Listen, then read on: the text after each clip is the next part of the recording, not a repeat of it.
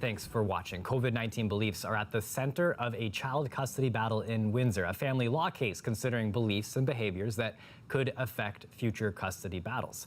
Our reporter Jacob Barker has been looking into this. Jacob, what can you tell us about the judge's decision?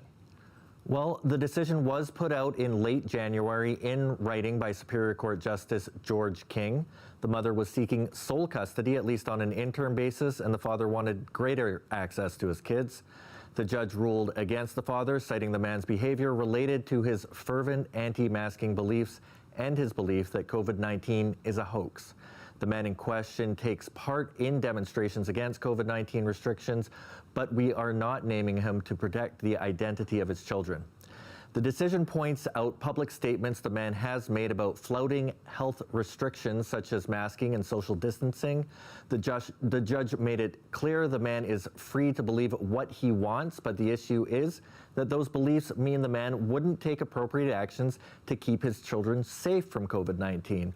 One scathing quote from the judge that stood out to me was this: "I have concluded that the respondent's behavior is dictated by his worldview. Everything else is subordinate to that, including but not limited to his love for his children." Previously, the man was able to have the children in his care from Friday to Sunday, but King ruled he could only see them 3 times a week for 2 hours, and those visits must be at a supervised access center. The judge awarded sole custody to the mother until the man can prove it is safe for him to have greater access to the children. And that would include the power to make any major decisions regarding the 2 children, including vaccinations, without consulting the father if she didn't want to. Now, while this case is new because it involves issues around COVID, decisions around children's health are nothing new in family court. The judge is really careful about saying what's at issue here is the children's, he uses the term best interest, I think it's 3 times, and he uses the term health and safety twice. And he speaks at length about the father's censoring the issue around his own rights. In other words, everybody else's rights are somehow derivative from the father's rights. And as I say, these are not, they happen to be cases that come up in COVID, but they're not unusual, I don't think. Now, Cradock points out cases where parents have anti-vaccination beliefs or those that are opposed to blood transfusions as examples of other health concerns that family courts deal with. Now, how does this fit into that idea that everyone has a right to express themselves freely? Well, Chris, I spoke to Yaver Hamid, a human rights lawyer in Ottawa. He doesn't deal with family law, but he did have thoughts about this case. He said that while people do have the right to express themselves, those rights end at the point where harm can come to another person. I think it would be a different matter if this was purely a question of whether or not that individual has the right to express themselves in that regard, or even to take a position or make a personal decision not to wear a mask or not to abide by public health restrictions, because then they'll just be subject to whatever penalty there is under the law. But in this case, it's really about someone who is stating their personal conviction and perhaps political conviction against public health regulations, and that is directly having an impact on the welfare of the child. Now, lawyers I spoke with also told me they appreciate when decisions like these are done in writing and become reported decisions, one telling me that it creates case law and that will help inform them how to approach cases like this in the future. Chris? Thanks, Jacob. CBC's Jacob Barker. Windsor Essex has 29 new cases of COVID-19 today. Friday, we find out what restrictions will be in place for next week. Right now, we're in a bit of a precarious position. We are right at the border. I'm not saying that we are in a clear red or a clear orange, but we are right sitting at the border. Removing the restrictions, then it just drives the number up. And definitely we don't want to go into a position where we loosen the restrictions up too quickly and to see the increase and surge in cases and potentially then going back to where we were before. So we definitely don't want that. And I hope that if the numbers continue to be in the favorable range, we should have some discussion in the coming week with the province. A roundup on the region here. Windsor Essex, Chatham-Kent, Sarnia-Lambton all remaining in their respective zones. Our region has reported 3 more deaths today, all from the community. A man in his 60s, one in his 70s, and a woman in her 80s. Vaccine distribution, it continues. There have been more than 7,100 people who've gotten a first dose of the vaccine. About 11,600 people have received both shots. Overall, more than 30,000 doses have been administered in Windsor Essex. More to come next week as Leamington opens its mass vaccination site. Now, the province is providing Windsor Essex and 12 other health units hit hardest by COVID-19 with up to 920,000 extra doses of vaccines. That as Canada approved another new COVID treatment. Canada has an agreement with Johnson & Johnson for 10 million doses of this Janssen vaccine between now and September. This morning, I spoke with Jorge Bartolome, the president of Janssen Canada. He told me that they are committed to getting the full order of doses to Canada, and they're working on setting up global supply chains as quickly as possible. Shipments of the Johnson & Johnson vaccine are expected to start next month. At the same time, Pfizer-BioNTech is stepping up its shipments. The Prime Minister says Canada will get 1.5 million more doses delivered this month. Another 2 million doses that were set to arrive in the summer will now come in April and May. School boards in Windsor Essex have still not started asymptomatic testing for COVID-19. It was supposed to start February 22nd, about 2 weeks ago, and it might not start for another 2 weeks. Despite the delay, the Catholic Board's COVID-19 lead says she's not concerned. We've had a wonderful partnership with the Windsor Essex County Health Unit, and in the few cases that we have had since schools have reopened, they've been very responsive and quick to have testing take place. I would rather have a plan that is collective, well thought out and developed, rather than rushing, so I think it's important to do it right. All 4 of the area's boards say that they're working together to set up the testing, and it will be voluntary. The Catholic Board will identify specific neighborhoods, testing students at schools in that community regardless of which board they attend. The testing meant to keep case numbers in classrooms low, but swabbing isn't expected to begin here until at least March 19th. One local politician is speaking about the wait. There is evidence showing that it would help stop the spread of COVID-19 in our communities and other communities. So I think it's really, it's dangerous, and I think it's really unfortunate that the Minister of Education would put this perception out there that this is happening when it's not. Now, a spokesperson for the Minister of Education sent a statement to CBC saying, quote, "Our government has taken action to deploy asymptomatic testing as an additional layer of protection in our schools. We will continue to support our school board partners in deploying asymptomatic testing in a manner that best suits their local needs." The number of operations being done at Windsor Regional Hospital is back up to normal at the Olette campus. It's at 90% at the Met campus. We've been doing everything we possibly can to do as many surgeries. These are both elective surgeries. Of course, emergency surgeries and cancer surgeries never stopped during the pandemic. But in anticipation of a potential third wave, we're doing as much as we possibly can to catch up. And I think we've been doing a good job and ramping up to almost 100%. Now, he says the hospital is still behind by up to 3,000 operations. It will take a long time to catch up. He says it could take between 6 to 12 months to catch up, and that's if they doubled the number of operations rooms. Now, he says when the pandemic's done, it's possible the hospital could run more operating rooms on weekends and after hours if funding comes from the province. Windsor Essex will be part of an inspection blitz this weekend. Tomorrow, provincial inspectors will be out to ensure that employees, businesses, and the public are protected against COVID-19. Small businesses in our region will be part of that targeted blitz. Companies can be fined $1,000 for failing to comply with reopening Ontario orders.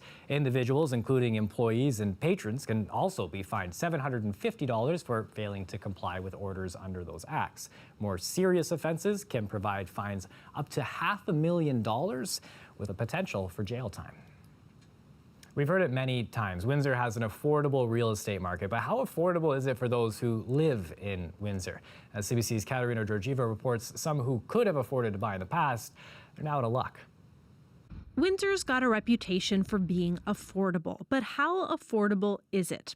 Yes, relatively speaking, compared to other cities across the province, the Windsor price tag is on the cheaper side of things.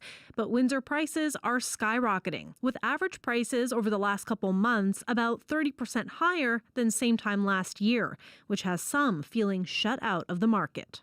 I'm probably never going to own a home unless the market crashes. Meet Elizabeth Ward. She's 28, and she and her partner have a joint income of about $60,000. A couple years ago, they got pre-approved for about $200,000. But with bids coming in more than $100,000 over asking, they couldn't compete and quickly gave up. When I hear that houses are affordable in Windsor, I hear it's affordable to the people with more money who live outside of Windsor.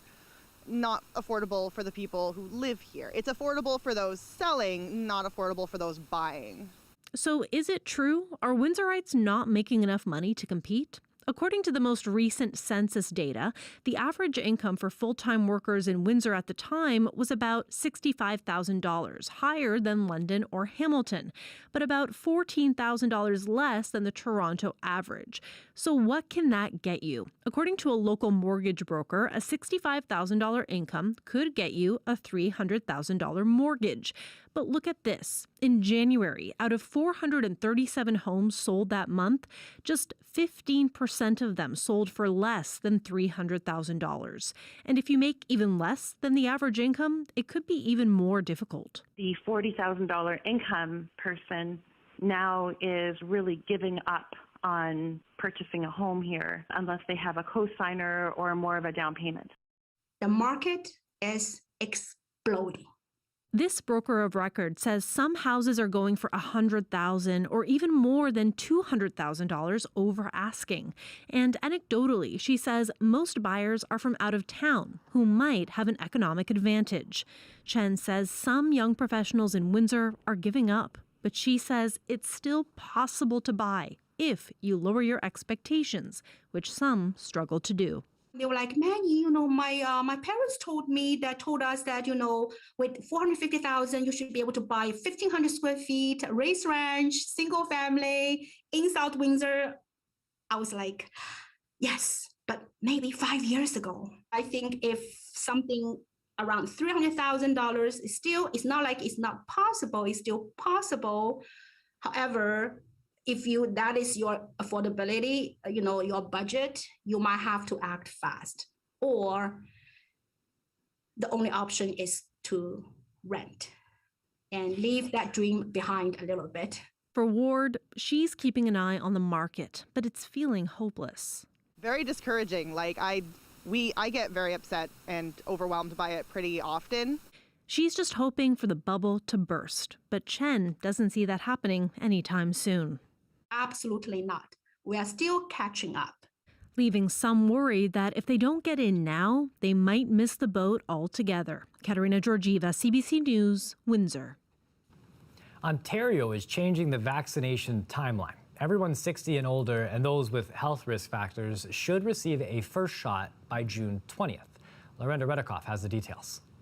He's 100 years old, a former doctor who delivered 3,000 babies, still unsure when he'll get his shot. I'd like to have a party with a whole bunch of my family, be able to hug and kiss them again. But it may not be so. And it's time is running out. I'm over 100 now. So I don't know how long I've got to look forward to all this. His doctor sees him at home and just visited yesterday.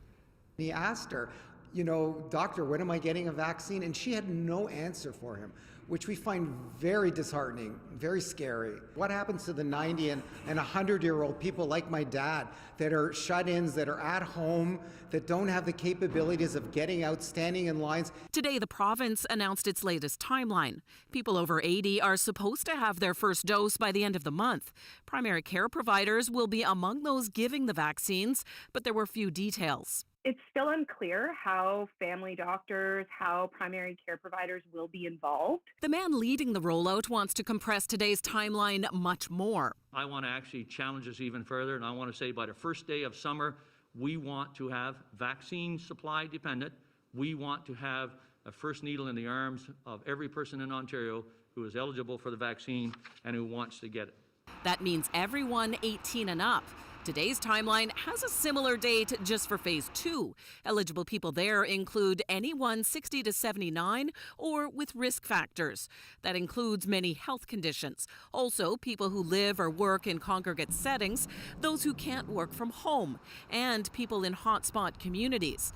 The possible faster timeline is due to another vaccine approved by Health Canada and more doses than expected of Pfizer-BioNTech coming to Canada this month. Claudio Leyva got a kidney transplant 8 years ago and was relieved to see people like him at the top of the list for risk factors. I was so happy when I heard the news. I was working away and my wife came downstairs and she started crying actually. It was a very emotional moment for us. We've been waiting for so long for this. He's part of phase 2. The province is also starting to test its online booking system, set to roll out more widely March 15th. Lorenda Redicop, CBC News, Toronto. The NDP is calling for low-income recipients of the Canada Emergency Response Benefit to be exempted from having to pay it back. Today they spoke alongside lawyers with Legal Assistance of Windsor. The CERB was kind of introduced as a benefit that was intended to assist those who had lost their job as a result of COVID, applied and received the benefit, but actually ended up not being qualified as a result of not making enough income in 2019. So they will be faced with receiving a letter from the CRA assessing their eligibility and asking for the money back. Now, they say that many low-income individuals applied for CERB amid unclear direction from the government. Legal Assistance says its clients believe CERB was intended to assist those who had lost their job as a result of COVID and that there were no other requirements to access that money. The NDP says it's more difficult for low-income individuals to learn about all the eligibility requirements for CERB, and for the federal government to not exempt them would further send them into poverty. A live look outside here, those sunsets, something we can all start enjoying. It's been beautiful to have that riverfront during the winter with the ice, but it sure is nice to see it start to melt. Colette Kennedy comes up next with the forecast.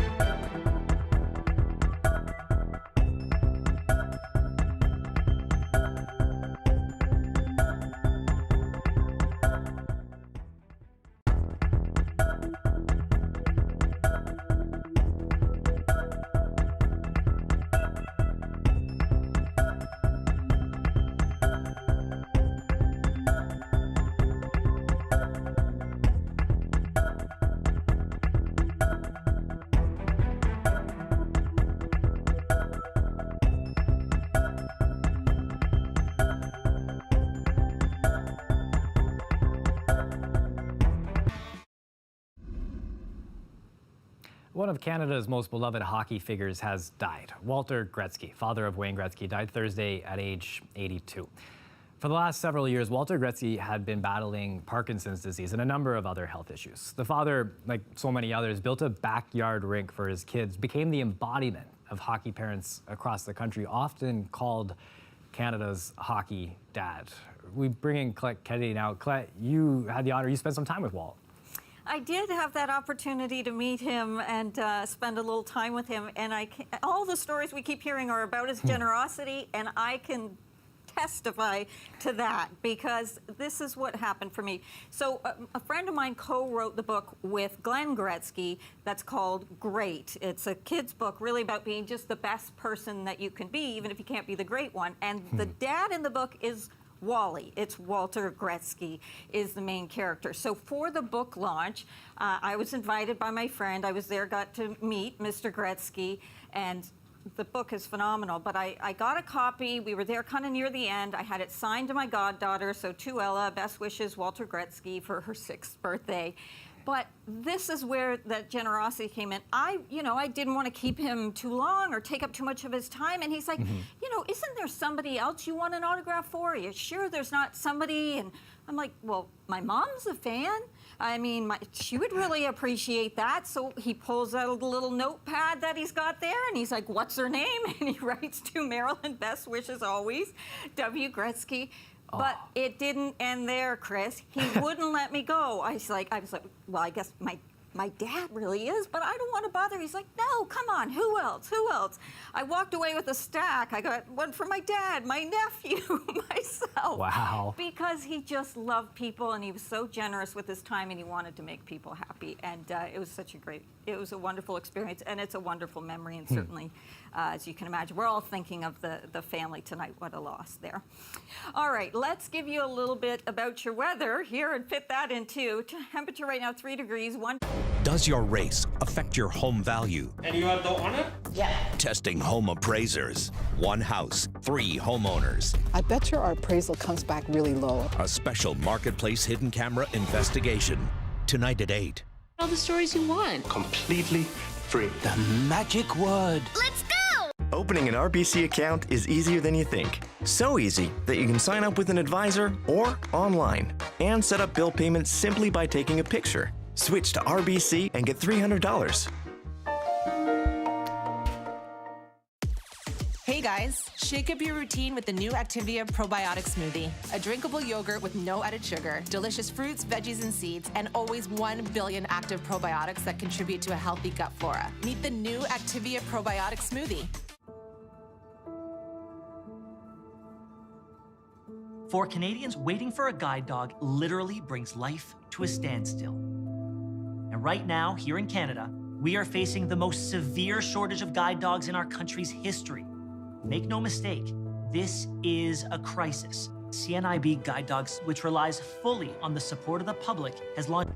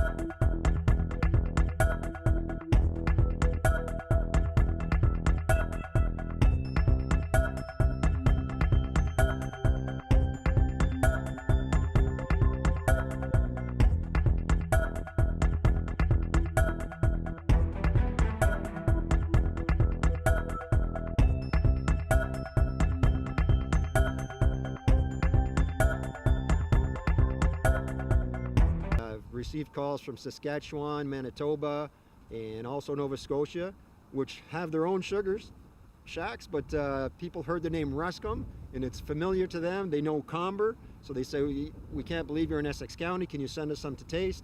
I send them a little sample. Next thing you know, I've got an order of a case of syrup going to Saskatchewan. You can smell that through the screen sometimes there. COVID-19, it's reshaped how students everywhere have been learning over the past year. Our Deanna Sumanak-Johnson has more. Masked and distanced, they're learning all about their family's culture. This Greek language school used to teach 1,000 kids all over Toronto. Since the pandemic, it has just 400 students, some learning online, some in person at the Greek Cultural Center. Tough changes to make, but necessary, says its director. We did cap the size of our classes to 10 students. We are really going above and beyond what Toronto Public Health is asking us, because for us, it was more important to keep these schools open and working. Language and cultural schools across Canada have had to deal with some of the same challenges as public schools and a few extra hurdles, like figuring out where to hold classes, with some of the usual places no longer an option. In Calgary, this imam decided to move Arabic language and Islamic studies classes entirely online. He felt keeping distance and sticking to the rules in schools was enough pressure on the kids. So we didn't want to add to that stress and exacerbate and aggravate whatever they're dealing with. So we said, look, you go to school during the day, you come home, let's have your evening classes online. Dalton. But keeping students engaged during the pandemic isn't easy, whether online or in person, where wearing a mask can get in the way of teaching language. I tend to express a lot with my facial expressions, and like when I'm wearing masks, they will feel me less or like in like a slower pace. So like I will try to kind of adapt to that a little bit. Still, for many, the hurdles are worth it. I like about there's recess and you could learn different letters. Some normalcy and some fun in a year where both are sorely needed. Deanna Sumanak-Johnson, CBC News, Toronto. And that's it for CBC Windsor News. Don't forget, for news anytime, you can go to our website, cbc.ca/Windsor. We're also on Facebook, Instagram, and Twitter. We stream that show live on Facebook and Twitter as well. We leave you with a beautiful look of Detroit and the Rick Mercer Report on the way. Thanks for watching. Have a wonderful weekend.